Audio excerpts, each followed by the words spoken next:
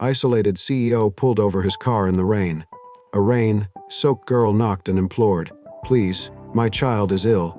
Rain lashed against the windshield, beating out a forceful rhythm that filled the stillness inside Tobias Kane's black sedan. New York receded behind the storm, its lights flashing like specters in the rain. Tobias remained motionless at the wheel, his expression untroubled. He had just emerged from another late-night board meeting, another cycle of stats and growth strategies, none of which were important to him anymore, if anything ever was. At 32, he was one of the city's youngest and most admired CEOs. But out of the boardroom, Tobias lived by himself in a penthouse that was as much a museum as a residence. No photographs, no cosinus, just glass, marble, and silence. 15 years had gone by since his sister Laya died. But her loss hung on him like mist, quiet and unceasing. She had been his sole source of light. And when she died, so did something within him. He didn't let people into his life anymore. Not much anyway. Not ever. His reflection in the glass showed the same man the world knew. Black hair impossibly slicked back, sharp jawline, dark suit, expression cold and sanitized. They called him the Man of Stone. Tobias did not protest. With the rain getting heavier, he drove through one of the poorer parts of the city, an area he passed through very seldom and never stopped in. His chauffeur was not available that evening, and Tobias had driven himself, hoping that the storm would suppress the anxiety within him. It did not. In the vicinity of St. Mary's Public Hospital, the light began to turn red. That was when he first saw her. A woman emerged from the sheets of rain, running, drenched to the bone, holding something close against her chest. Tobias hardly saw her initially until she ran into the street right in front of his automobile.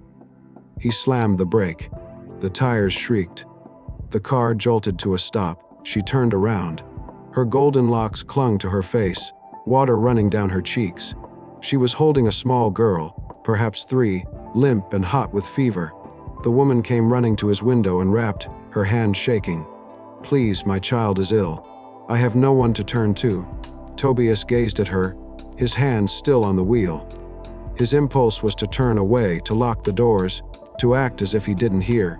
He wasn't that kind of man whom people came running to for rescue. He didn't do rescue. Not anymore. And then he saw her eyes, blue, gray, wide with desperation. And in that instant, the world shifted. They were Laya's eyes. Same eyes which had pleaded him to stay 15 years ago. On that winter night when he had left her alone to seek help. When he returned, it was too late. His throat constricted. He breathed slowly, resisting the pain building inside him. Tobias didn't say anything. He opened the door. "Get in," he said softly. The woman hesitated for a moment, then got in, hugging her child to her. Rainwater tugged at her feet. Tobias looked down and stiffened. Her feet were bare. No shoes, no socks, just bruised red skin against the rubber mat of his luxury car. Her toes were trembling with cold. Something in him creaked apart. He swallowed hard, his hands clenched on the steering wheel, recalling another night. Snowfall rather than rain. Laya's voice crying out behind him, her bare feet racing along the frost. Hours later, he had found her, her tiny body cold in his arms. The woman next to him whispered, "She's burning up. Please help her." Tobias turned the car in the direction of the hospital, without saying a word. He drove with speed, tires cutting through standing water, wipers flapping wildly. When he pulled up to the emergency entrance, nurses rushed out to grab the child.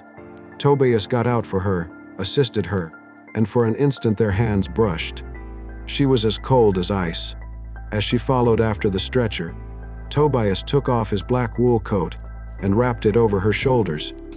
She spun around, stepped back in astonishment, her mouth opening to thank him, but he was already moving away.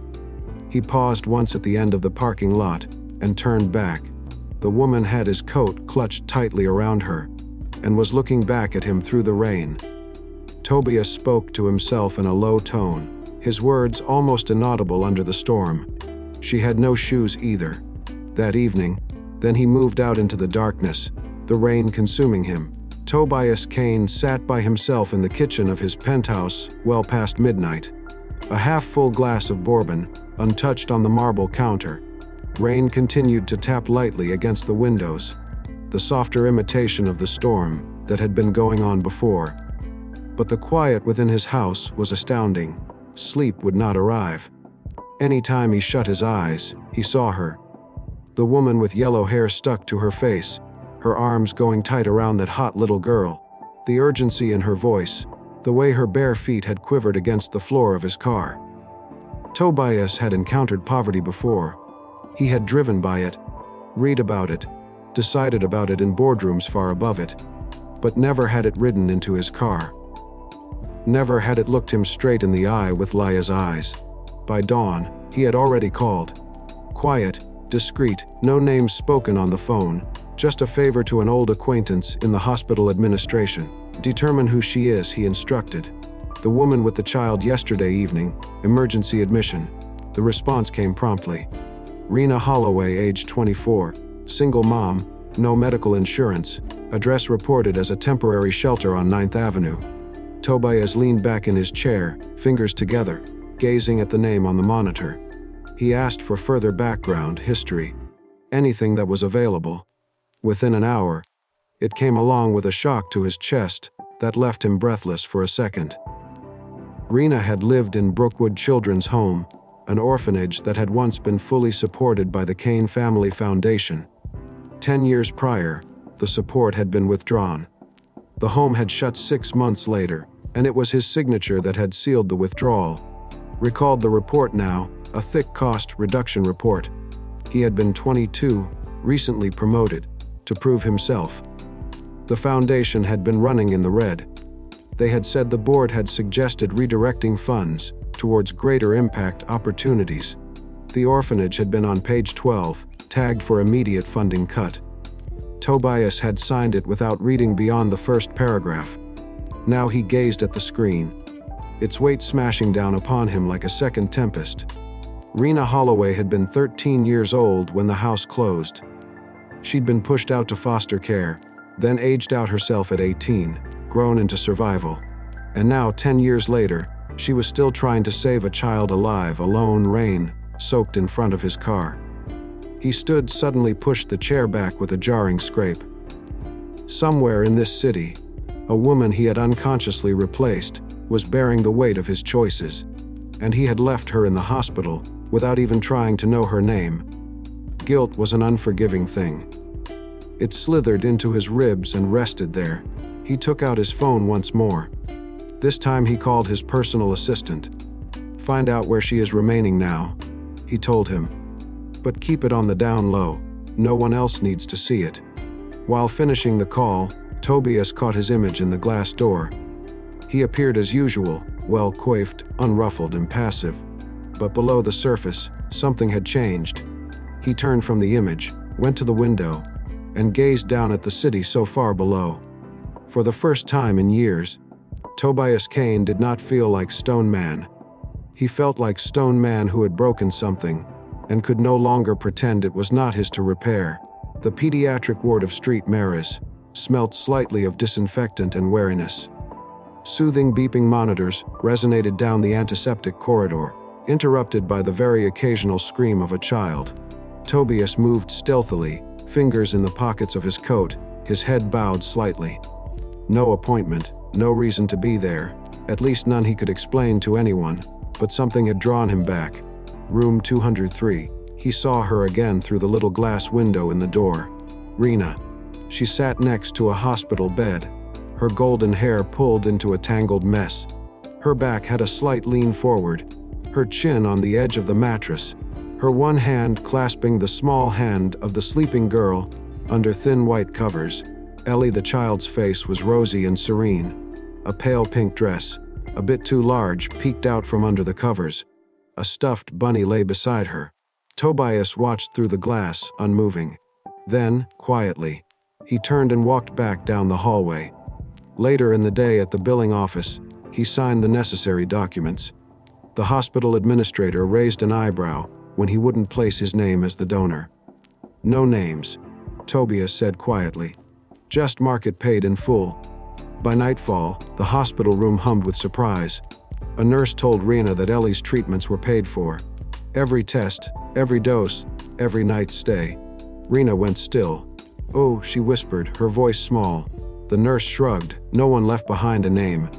Rena remained in dumbfounded silence, holding on to Ellie's hand.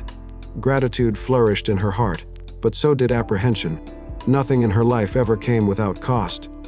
A few days later, Rena and Ellie were discharged. The child was stabilized. Rena would not return to the shelter, fearful of putting Ellie at risk of getting sick again. She wrapped her daughter in a stroller and stayed on the streets instead, and Tobias trailed behind. He observed her from afar day after day, always keeping out of sight. She had begun selling small, handmade products, knitted gloves, keychains, tiny bracelets on a street corner by the subway exit. Her hands worked fast, competently, even when they were reddened by cold. Ellie sat beside her in the stroller, covered by a blanket, holding her bunny. What Tobias saw most wasn't the poverty. It was the quiet strength. But there was something else, something that cut deeper. Rena remained barefoot. Every morning, she walked onto the frozen pavement with nothing on her but the soles of her feet. Her heels were cracked, her toes raw. He caught sight of her was sometimes when she shifted her weight, but she never complained, never broke stride. Then there was the day the temperature fell. Bitter winds sliced down the streets. Tobias wrapped his coat tighter around him as he watched from the opposite side of the road. Rena knelt down next to Ellie, leaning in her frayed coat pocket. She produced a lone sock frayed, stretched out, a hole in the toe. She pushed it onto Ellie's foot and smoothed it in. Then silently, she bent and put her hands into a cellophane shopping bag, yanked it open, and pushed both her bare feet into it, tied the handles around her ankles. The thin plastic crackled on the sidewalk. Tobias spun away stiffly, heart knotting. He stepped around a bus stop, leaned against the wall, and covered his face with one shaking hand. A tear slipped down his cheek. Hot, sudden, unwanted. She had nothing. And still she gave everything. He had everything and had given nothing that was important. Not yet. The pediatric clinic waiting room was full and noisy, with coughing children, exhausted parents, and flickering fluorescent lights. Tobias waited by the door, wildly misplaced in his fitted coat and creased slacks. Still, he waited. He had telephoned in advance and discovered that Ellie had a follow-up appointment that morning. He did not know precisely what he was going to say, only that he had to see them once more. Not from across the street, not from the other side of glass, but eye to eye. And then there she was. Rena entered, holding Ellie's hand. Her golden hair was pulled back in a loose braid, and she had on a thin jacket several sizes too large. Ellie gripped her stuffed bunny and let out a sleepy yawn. Tobias crept forward, not knowing if she would know him. He said, voice low but firm. "I'm sorry to cut in. I believe we have met before." Rena glanced up at him, surprised. Her eyes contracted slightly. "I volunteered at Brookwood." Tobias rushed on. "The children's home years and years ago." Her faces relaxed a little, but only marginally. "I recall someone," she replied guardedly. Tall, serious, always wore a tie, even when he had a t-shirt on. Tobias came close to smiling. "That sounds like me." A silence fell between them. Rena's hold on Ellie's hand eased a bit. "We're just waiting for her checkup," she said at last. "You may sit if you wish, but only for a minute." Tobias nodded and sat down beside them. Ellie gazed up at him with large, wondering eyes. "Are you a doctor?" "No," he said softly, "but I can make a paper crane." "Want to see?" She nodded eagerly. Tobias pulled a small slip of paper from his pocket, always carried, though he had forgotten why, and began folding. His hands moved with surprising grace. Like magic, Ellie whispered when he finished. "Exactly," he replied, setting the crane on her knee. "For good luck." Rena watched all of it in silence. Her eyes inspected him, almost not trusting, almost not cold. When the nurse at last called their name, Tobias stood along with them. "Would it be all right?" he said. "If we spoke someday, maybe over coffee?" Rena cocked her head. "Why? I could perhaps assist you in obtaining employment," he said, something better than selling bracelets in the cold. She braced herself immediately. I don't want charity. It is not charity, it is opportunity. Her lips contracted. We are fine. I can see that you're trying, Tobias said cautiously. But you need not do it by yourself. I am doing it by myself, she said, her tone harsher now. And that's the point. We get by with or without assistance. She scooped Ellie up, holding the girl against her hip. Tobias moved away. I did not intend to offend you. You didn't offend me, she said. You just reminded me that people like you exist in a different world. And with that, she turned and left. For the first time in a very long while, Tobias experienced something odd, rejection, and not in the business world. It was personal, direct, deserved. He departed the clinic without another word, her words ringing in his head. They ran into each other later that week. Accidentally. It was raining once again. Rena was exiting the hospital pharmacy. Ellie snuggled in her arms. She spotted him standing by the doorway. You again, she muttered tiredly. I said what I meant, Tobias told her. I want to help. She looked at him, eyes darkening. Wait, her eyes flashed. Your name, Tobias. He did not say a word. Her voice turned hard as glass. Tobias Kane. Kane Foundation. They stood there in the thickening silence. You're him, she said. The one who closed down Brookwood. Tobias cast his eyes down. It was a long time ago. I didn't. You didn't know. She interrupted. That hundreds of children were dumped into the system. That some of us became street kids. I was young, he said, and dumb. I signed documents, I didn't get it. But you did sign them, she said, voice trembling. You signed over our house. Ellie wiggled in her arms. I need to go, Rena whispered, eyes overflowing. I don't want your money, and I don't want your guilt. She walked away from him, walking fast down the sidewalk, disappearing into the wet grayness of the city. Tobias stood there, drenched, speechless, and for the first time, wondering if anything he had to offer could ever set things straight. The penthouse was quiet, but not tranquil. It never was. Tobias stood in the center of the living room, rainwater still dripping from his jacket, his shoes making wet footprints on the hardwood floor. He didn't even bother to turn on the light. The city beyond the windows blinked, shadows falling across the vacant walls. He drifted slowly to the corner cabinet, an antique oak with years of untouched dust. Within, nestling in a small wooden box, lay the only things he had ever retained from childhood. Letters, all written by Laya. He sat on the couch, put the box on the coffee table, and opened it with fingers that shook more than he had anticipated. The paper was yellowed at the corners, but her handwriting was unmistakable, round and full of hope, alive. She had written him letters, every day throughout her final winter. Although they lived in the same dwelling, it was her attempt to stay near while he immersed himself in work and reasons. Tobias unfolded one of the envelopes and started reading. I miss when we'd race home from school. Remember how you always let me win? Another one. Mom says you're busy now, but I think you're just sad. You don't have to be. I'm still here. He swallowed hard, his eyes stinging.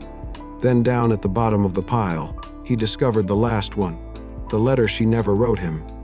He'd discovered it in her bedroom on the night she died.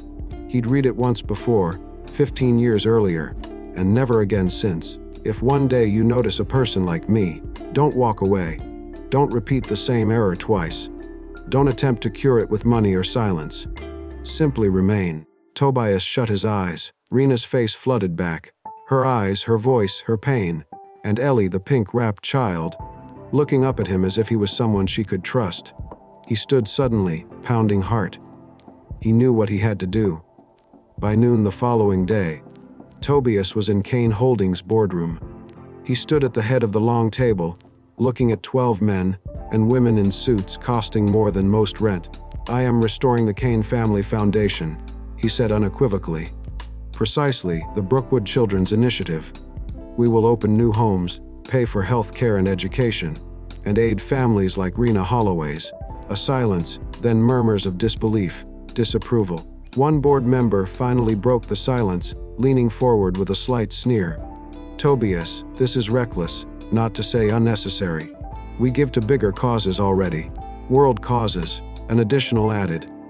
Do not take it personally, but your emotional involvement is clouding your mind. This is a publicity stunt. It is not a stunt, Tobias stated coldly. It is a correction, one I should have made 10 years ago. A third speaker intervened.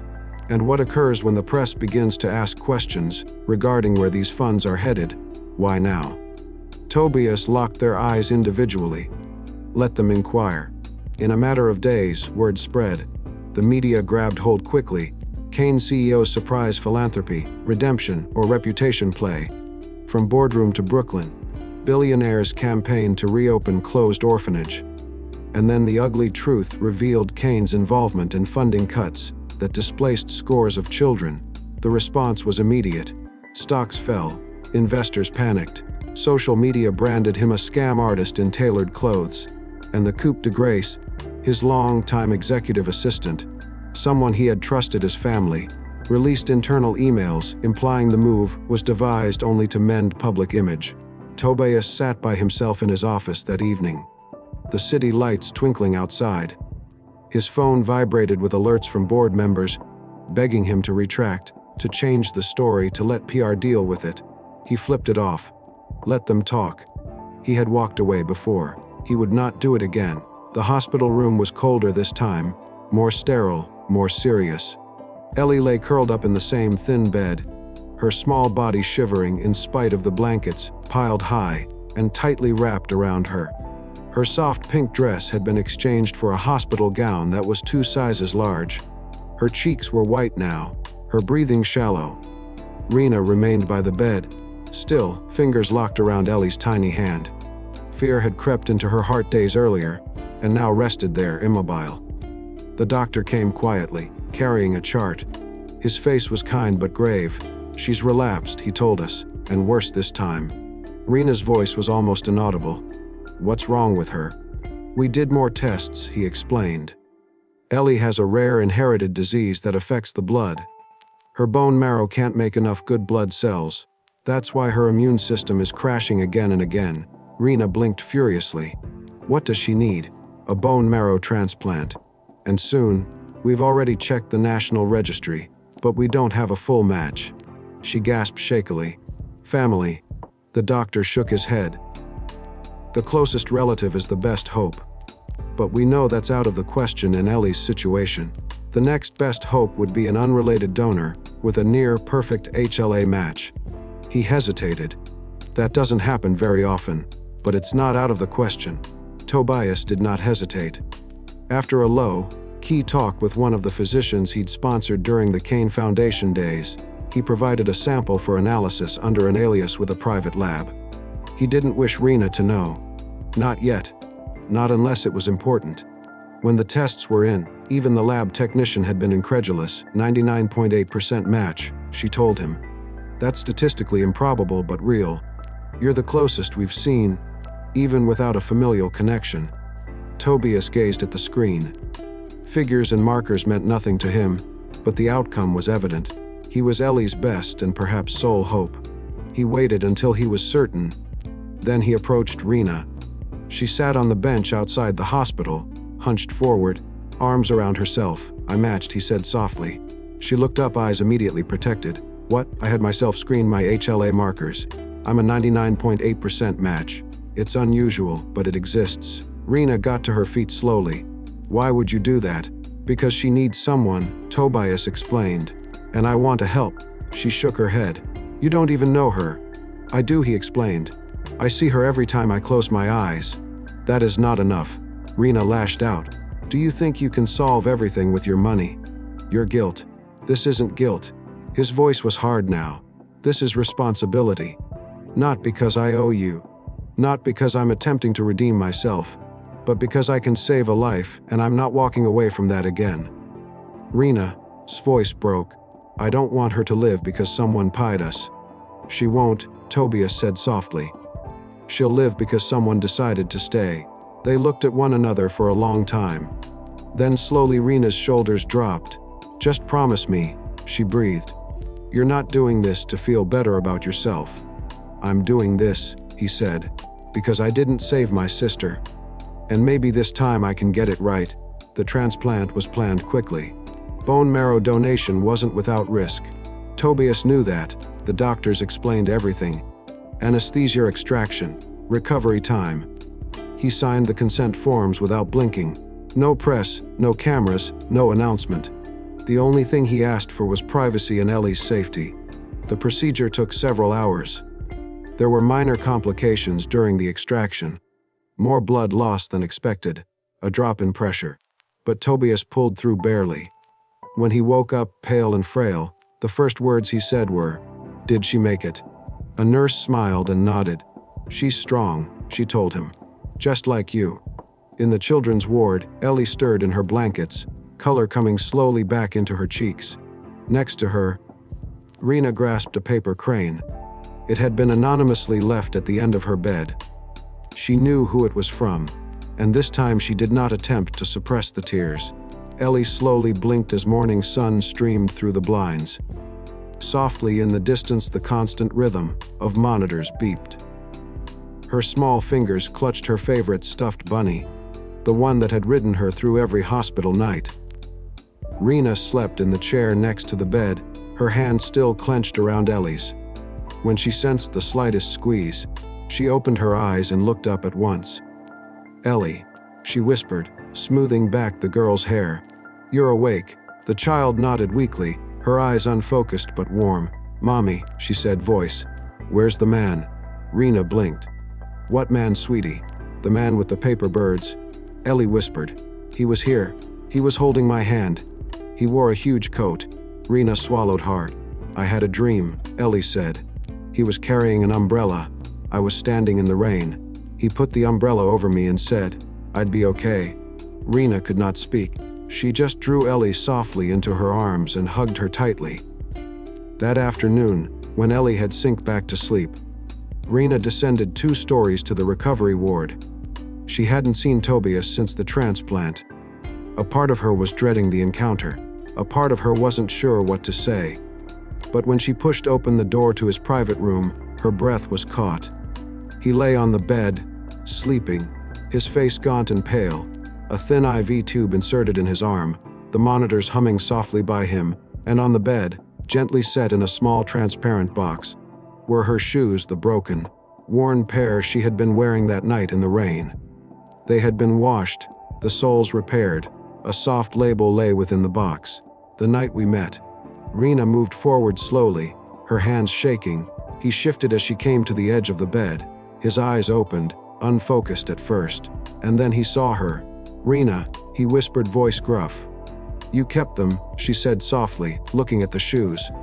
"I could not bring myself to throw them away," Tobias answered. "They reminded me of what I ought to have seen earlier." She sat down beside him, her hand lightly on the edge of the bed. "I'm sorry," he whispered. "I can't repair all I destroyed, but I'm going to attempt. I'm going to begin with her." Rena's throat constricted. "You already have," she replied. "You rescued her." They sat quietly for a bit, the sort that was no longer weighty but silent. Then gradually, Rena extended and grasped his hand. It was the first time. She sensed the heat of his skin, the power still in his fingers after all he had lost. Tobias stared at her, startled, but he did not say a word. And then she spoke, her voice steady and soft. "Ellie needs you," she told him. She paused half a second, then gazed into his eyes. "And so do I." At that moment, the rain that had pursued them both all these years at last began to recede. 1 year later, things seemed different. The cafe remained on a Brooklyn corner, its front windows lined with plants that hung like green jewels, and scrawled chalkboard signs. Inside, the air was sweet with the scent of warm bread and cinnamon. It was small, unassuming, only a couple of tables, a counter, and a pastry case. It was alive, though. At the counter, Rena strode with understated confidence. Her golden hair was pulled back in a loose bun, her apron lightly flour-covered. She knew the regulars by name, poured coffee into their cups with a smile, and peeked into the oven every few minutes with a smug twinkle in her eyes. On the wall above the register, a small plaque, Laya's Corner, in memory and hope. The cafe had once been a dream hidden behind survival, buried in fear. Now it was true. Sponsored by the newly revived Laya Foundation, underwritten by community grants, but above all else, fueled by her own effort. In the great front window, a small pink backpack bounced with each step as Ellie skipped along the sidewalk. She pushed through the front door in her new pink dress, her face flushed with the cold, her pigtails askew. "Mommy, guess what?" she yelled. "Wa created hula hoops from pool noodles today." Rena ducked over the counter and smiled. "That must have been messy." It was. Ellie laughed in fun. Tobias came in behind her, holding a small pile of children's books and a box of paper. He had changed out of his suit and tie for something more relaxed. No suits, no ties, just a light sweater and jeans, his black hair wind tousled. "Hey," he said and kissed Rena softly on the cheek. "Guess who created the prettiest paper crane in school today?" Ellie tossed up her hands. "Me. You've got some competition," he joked. "I'm improving." He put the books on the side table by the window, where a little reading nook had been created especially for her. Each day after press school, Ellie spent an hour there listening to tales, or learning how to fold paper creatures from Tobias's gentle instruction. It was their routine, their beat, their existence. While customers arrived and departed, Tobias remained behind to assist. He wiped down tables, filled up sugar containers, welcomed the elderly couple who always inquired about that sweet little girl. In the early afternoon, the cafe closed down. Sunlight streamed through the windows, catching dust in the air like gold. "Come here," Tobias said, getting on his knees. Rena raised an eyebrow as he held something behind his back. "What are you doing?" He produced a pair of shoes. Simple white leather, elegant without being flashy. "For you," he said. Rena laughed softly. "Tobias, try them on," he said, his voice tender. "They're your size." She paused, then sat down on the window bench. He knelt before her and took one foot gently in his hands, slipping on the shoe carefully, then the second. He tied the laces slowly, his fingers moving with reverence. When he raised his head, their eyes met. "You will never be barefoot again," he said. Rena blinked away tears. "Not with you around." They sat together as Ellie came to curl up on their laps, her arms wrapped tight around both of them. Outside the rain was falling. Soft, steady taps against the glass. But within it was warm, filled with the aroma of pastries, the sound of a child's laughter, the quietness of peace long overdue. The three of them were sitting by the window. Rena, Tobias, and Ellie watched the rain come down on a city that wasn't so cold anymore. And this time, no one was alone. Thank you for watching this soul-moving journey.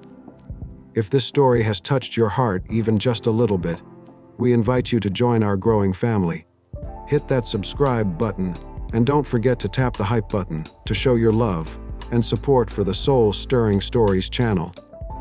We create stories that heal, that remind us of the power of compassion, and that prove even the smallest act of kindness can change a life.